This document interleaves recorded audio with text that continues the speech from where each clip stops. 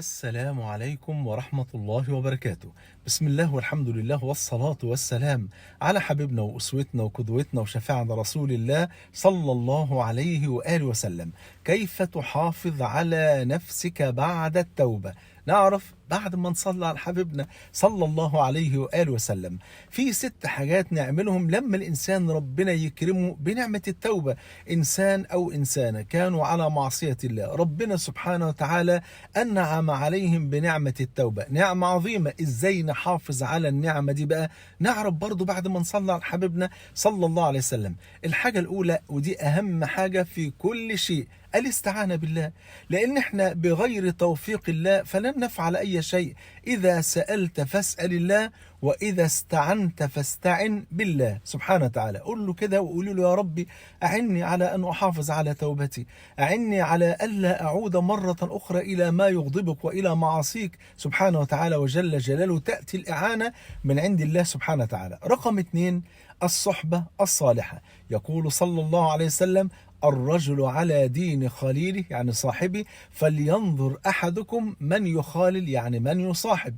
وقال صلى الله عليه وسلم: لا تصاحب إلا مؤمنا ولا يأكل طعامك إلا تقي.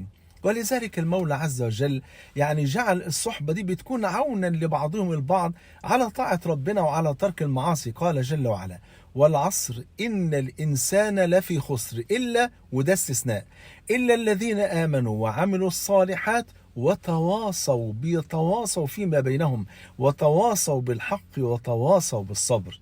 يا سلام، ده ربنا سبحانه وتعالى قال للنبي صلى الله عليه وسلم سيد ولد آدم صلى الله عليه وسلم، الذي هو صاحب أتقى قلب في الكون ده كله، قال له جل وعلا: واصبر نفسك مع الذين يدعون ربهم بالغداة والعشي يريدون وجهه ولا تعد عيناك عنهم. الله أكبر، اوعى تسيب دولت يا رسول الله صلى الله عليه وسلم. إذا الصحبة الصالحة تكون عونا للإنسان على طاعة ربنا وعلى الثبات على التوبة وعلى العودة إلى الله سبحانه وتعالى. رقم 3: الإكثار من ذكر الله سبحانه وتعالى، فهو حياة القلوب. مثل الذي يذكر ربه والذي لا يذكر ربه كمثل الحي والميت. فالذكر من أعظم أسباب الثبات بعد التوبة، بل هو من أعظم أسباب الثبات في الجهاد نفسه، فكيف بغيره؟ قال جل وعلا: يا أيها الذين آمنوا إذا لقيتم فئة فاثبتوا واذكروا الله كثيرا لعلكم تفلحون. شوف قد إيه؟ فالذكر يكون سببا للثبات في الجهاد في سبيل الله، فكيف بغير ذلك؟ يبقى رقم 3: الإكثار من ذكر الله. رقم 4 حبايبي: ملازمة القرآن، فهو من أعظم أسباب الثبات. وقال الذين كفروا لولا نزل عليه القرآن جملة واحدة، فقال جل وعلا: كذلك لنثبت به فؤادك ورتلناه ترتيلا. وفي الحديث الذي رواه الطبراني في الكبير بسند صحيح أن النبي صلى الله عليه وسلم قال: أبشروا فإن هذا القرآن طرفه بيد الله وطرفه بأيديكم، فتمسكوا به فإنكم لن تضلوا ولن تهلكوا بعده أبدا. وكما ورد عند الحاكم بسند صحيح أن النبي صلى الله عليه وسلم قال: تركت فيكم ما إن تمسكتم به فلن تضلوا بعدي أبدا، كتاب الله وسنتي، وإنهما لن يتفرقا حتى يرد علي الحوض. الله أكبر. رقم 5 حبايبي: الإكثار من الدعاء، وبخاصة في جوف الليل الأخير.